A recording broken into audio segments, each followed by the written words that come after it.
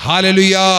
लेकिन पुराने विधान के लोगों को ये मालूम नहीं था, इस्राएली लोगों को ये मालूम नहीं था। इस्राएली लोगों ने सोचा ये सांप हमारे ईश्वर बन गया है, इसलिए उसका पूजा करना शुरू किया, क्योंकि वहां पर उस समय पर उसका खुलासा नहीं हुआ ये मसीह का प्रतीक है। पुराने विधान के अंदर इस प्रकार ईसा मसीह के अनेकों प्रतीक मिलेगा। जैसे इब्राहिम इसहाक को लेकर के कहां गया था? मोरिया देश, वहां का पहाड़ चढ़ने के लिए, कि नहीं? वहां पर उसके नीचे जाकर के उत्पत्ति ग्रंथ उसके अध्याय 22 वाक्य 5 में इब्राहिम ने अपने नौकरों से क्या कहा? थोड़ा पढ़ना अच्छा रहेगा। उत्पत्ति ग्रंथ 22 का वाक्य 5।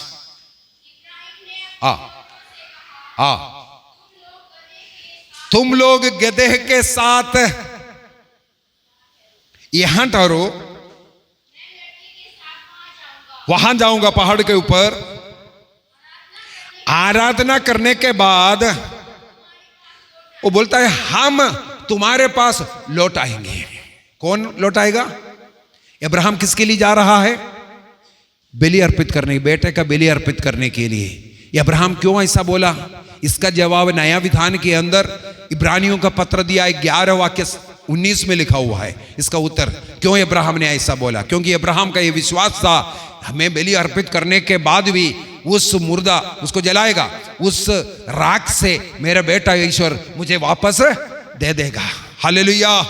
इस विश्वास के साथ इब्राहिम वहां गया था। इसलिए इब्राहिम को अपने पुत्र के बलि नहीं बल्कि किसका बलि अर्पित करना था? वहां पर ईश्वर ने एक मेमना, एक मेढ़ा दिखाया कर लिखा हुआ है। मेढ़ा कैसे फंसा हुआ है वहां? मेढ़े का मतलब क्या है? मेढ़ा क्या है? भेड़ के जो छोटा बच्चा है उसको बोलता है ना, बच्चे को बोलता है ना मेढ़ा। उस मेढ़े का सींग कितना बड़ा है? यहां लिखा हुआ है उसका सींग झाड़ी में फंस करके वो हिल नहीं पा रहा था, ऐसा पड़ा है। उसका सींग कितना बड़ा होता है?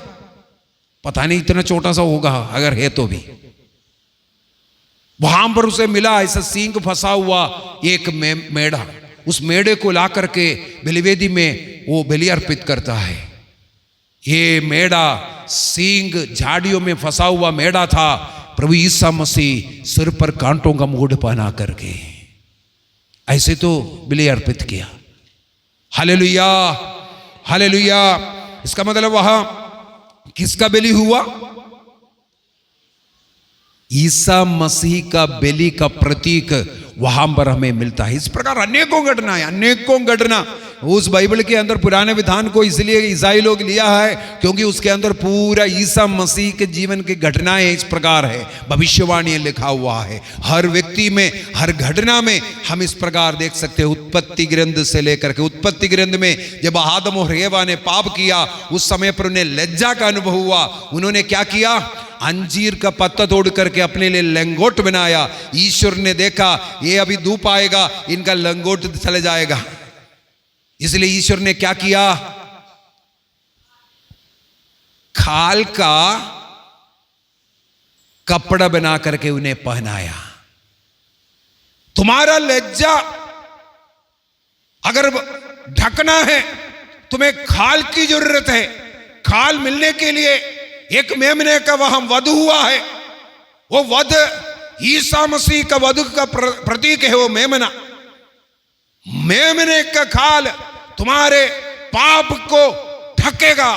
Hallelujah, hallelujah. उत्पत्ति ग्रंथ 3:15 में अगला वहां पर हम लोग पढ़ते हैं, ईश्वर ने उस शैतान से कहा तुम्हारे और स्त्री के संतति के बीच में मैं शत्रुता उत्पन्न करूंगा और वह तुम्हारे सिर को कुचलेगा और तुम उसकी एड़ी। काटने का क्या मतलब है? ईसा मसीह का एड़ी कहां शैतान काटा? सामने काटा था। एड़ी काटना एक कहावत है। एड़ी काटना, एड़ी काटने का मतलब है पीछे से धोखा देना। ईसा मसीह के 12 चेलों में एक व्यक्ति मसीह के साथ रह करके मसीह की धोखा दिया, इसको एड़ी काटना कहते हैं। Hallelujah, hallelujah, hallelujah.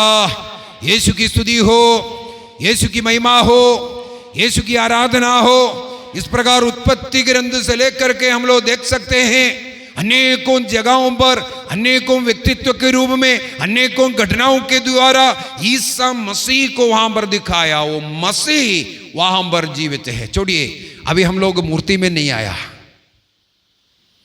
तो एक जगह पर ईसा मसीह, ईश्वर ने कहा तुम मूर्ति नहीं बनाओगे, उसका दंडवत नहीं करोगे। मूर्ति नहीं, वहां पर लिखा हुआ है किसी देव मूर्ति नहीं बनाना।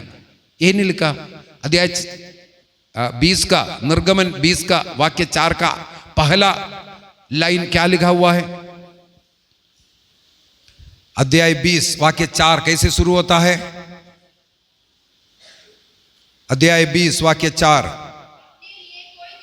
हा, यहां लिखा हुआ है देव मूर्ति। मूर्ति नहीं बोला है, क्या बोला है? मेरे सिवा कोई ईश्वर तुम्हारे लिए, यदि माता मरियम का, संत जोसेफ का मूर्ति इसलिए बनाकर रखा है, ये ईश्वर है। निर्गमन ग्रंथ के अंदर हम लोग पढ़ते हैं 32 के अंदर, हारून पुरोहित ने एक सोने का बछड़ा बना करके लोगों के सामने उठाकर रखा और कहा देखो यही वो ईश्वर है जिस ईश्वर ने तुम्हें मिस्र देश की गुलामी से छुड़ा करके लाया। देखो ये ईश्वर है। जब एक पुरोहित द्वारा इस प्रकार सोने के बछड़े को उड़ा करके कहा यही ईश्वर है, तब इस्राएली लोग उसका पूजा कर रिया, उसकी दंडवत किया। Hallelujah, hallelujah, hallelujah.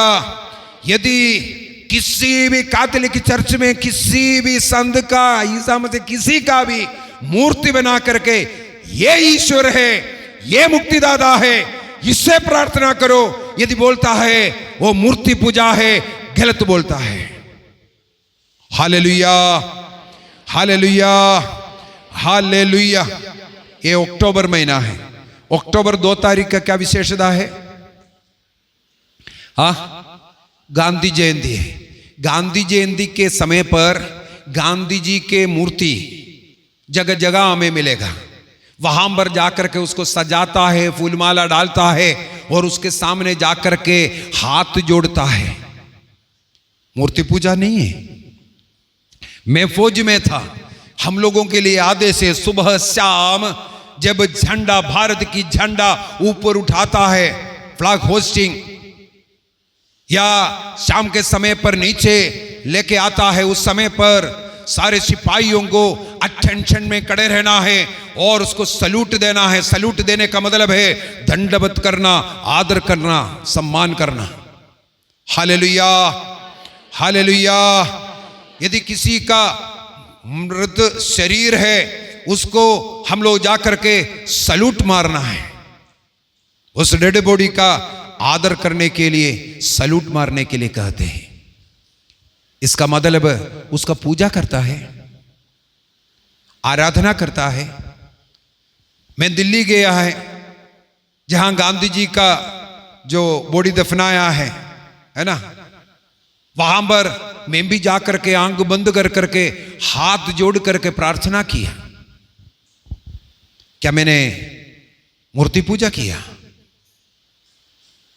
मैं उनके कब्र के सामने हाथ जोड़ करके प्रार्थना किया, वो इस महान व्यक्ति के द्वारा भारत देश को स्वतंत्रता मिला, अपने को मिटा करके देश के लिए जीने वाला महान व्यक्ति, उसके सामने वो मूर्ति जिसका है, वो कब्र जिसका है, उस व्यक्ति का मैंने आदर किया, उस कब्र का पूजा नहीं किया। गांधी जयंती में गांधी जी का मूर्ति के माला डालता है, उस मूर्ति को नहीं, बल्कि वो मूर्ति जिसका है उसका मैं आदर करता हूं। Hallelujah, hallelujah, hallelujah. इस प्रकार हमारे देश के लिए स्वतंत्रता देने वाला, और आज जो लोग बॉर्डर पर अपना प्राण अर्पित करते हुए हमें रात्रि सोने के लिए जो देता है, ऐसे जवानों का नमन करने में यदि पाप है, धिक्कार है ऐसे ईश्वर से। वो ईश्वर कभी नहीं बोलेगा उनका नमन नहीं करना,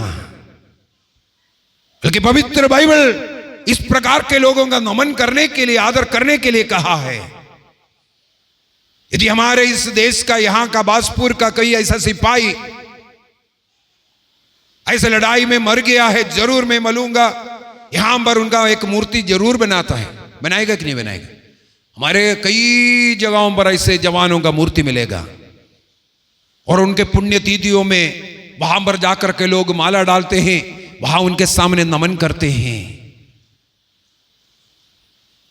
वो उनका पूजा नहीं है, बल्कि उनके वो सेवा को याद करते हुए उनका आदर करना है। पवित्र बाइबल में चौथी आज्ञा के रूप में कौन सा आज्ञा दिया है?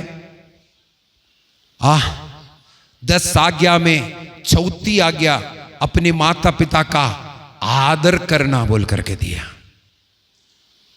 माता पिता का आदर करने से उसके साथ एक आशीष जोड़ करके दिया। इसलिए संत पौलुस एफेसियों को लिखते हुए एफेसियों का पत्र दिया, ये 6 वाक्य 2 में लिखा है, ये ऐसी एक पहली आज्ञा है जिसके साथ ईश्वर ने एक आशीष जोड़ करके दिया है।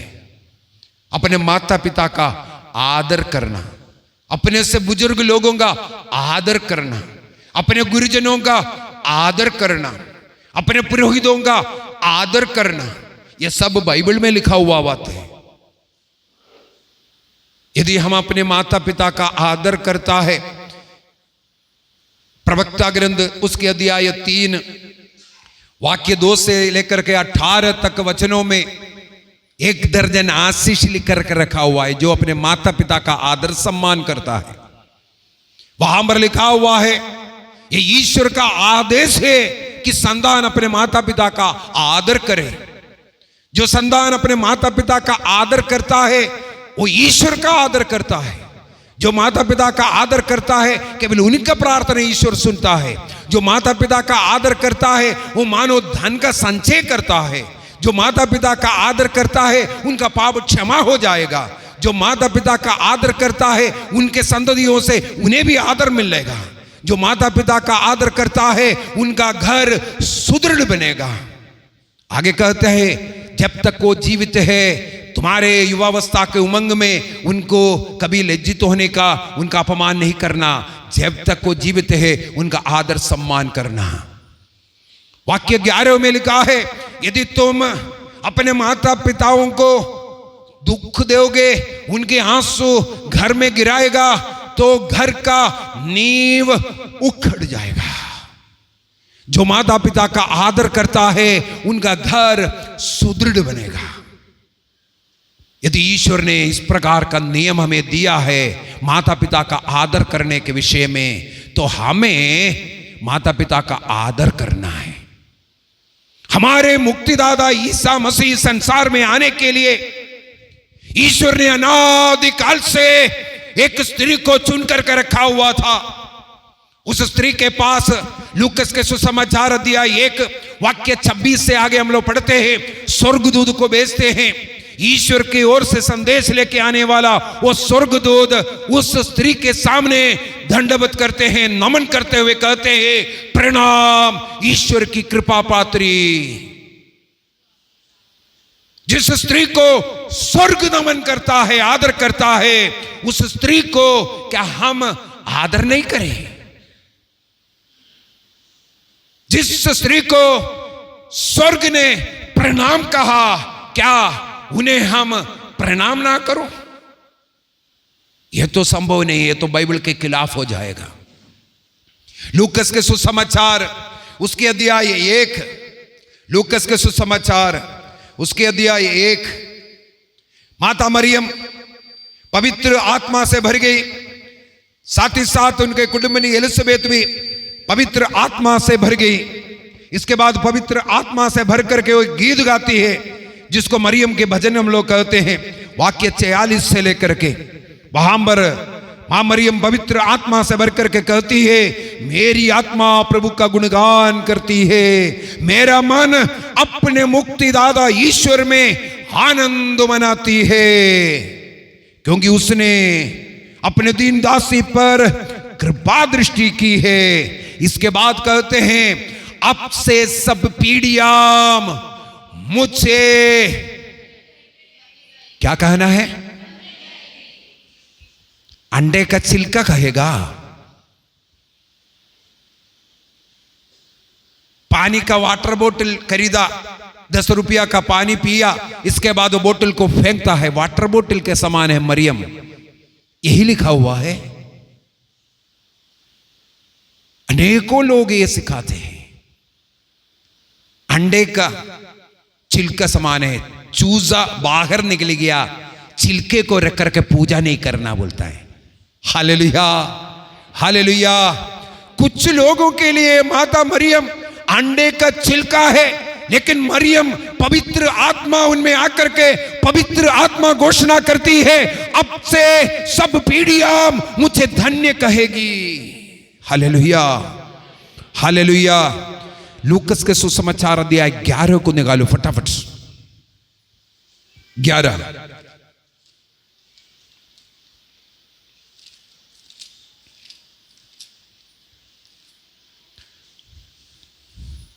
27-28। वो ईसा लोगों को सिखा रहे थे, बातें कर रहे थे। उस समय पर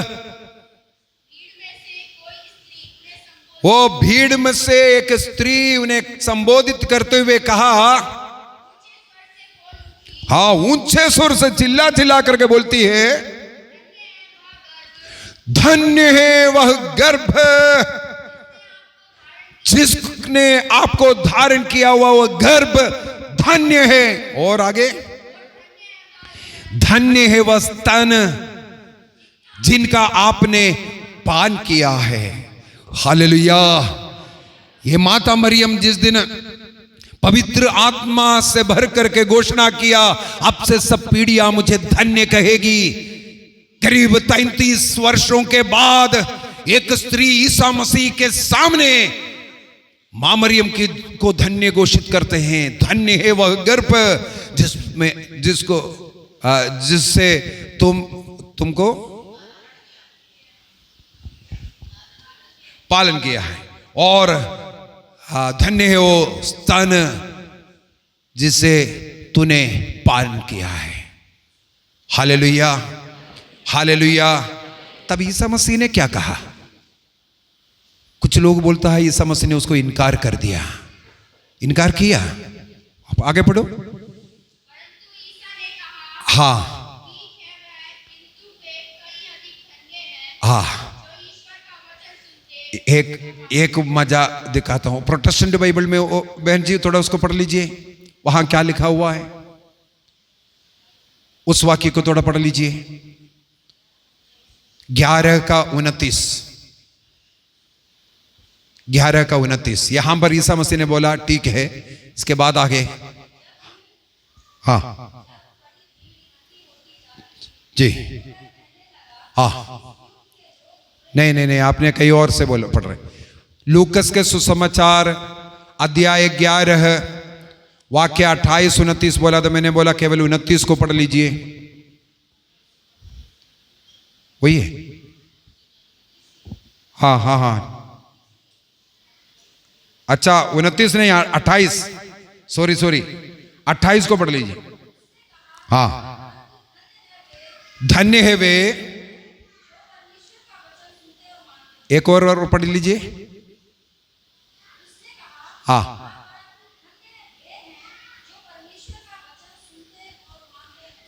कौन सा शब्द इसके अंदर ज्यादा हुआ?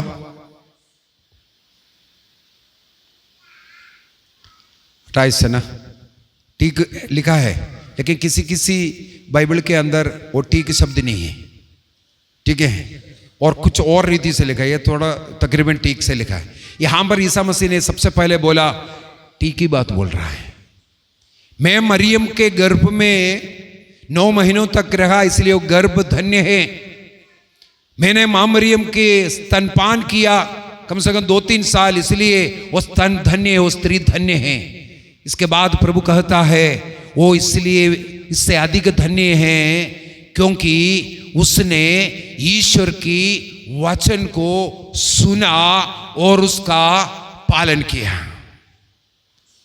मां मरियम यीशु को अपने गर्भ में रखने से बढ़कर के वो इसलिए धन्य है, स्वर्गदूत जब उन्हें संदेश सुनाया, ईश्वर का संदेश, उस संदेश पर उसने विश्वास किया और उसके अनुसार अपने को अर्पित किया, इसलिए ईसा मसीह संसार में आया। इसलिए सबसे ज्यादा धन्य इसलिए है मरियम अपने को अर्पित किया, विश्वास किया, उस पर जीवन जिया। लूकस के सुसमाचार अध्याय 1 में वापस फिर से जाते हैं, इसको और समझने के लिए वहां फिर से जाना पड़ेगा। Hallelujah, hallelujah, hallelujah, hallelujah. वाक्य 45 को पढ़ लीजिए।